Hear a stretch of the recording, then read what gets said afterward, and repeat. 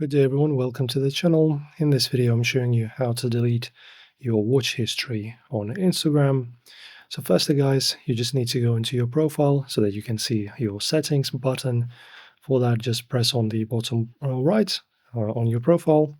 Right, from here you just click on three horizontal lines on the bottom right, and in here just scroll down until you find your activity. Press on that. Then you scroll down once again and you tap on watch history. All right, and this is our watch history. As you can see, everything you've watched will display here. So in order to remove anything, you just press on select on the top right like this. And then as you can see, we can now choose some videos.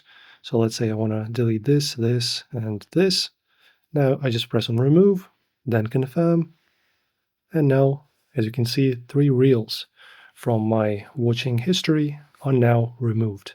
And you can do this with as many items as you wish. You can delete all of them if you desire, but as you can see, pretty simple. Enjoy. If you like this video, don't forget to like and subscribe, and I'll see you in the next one, guys.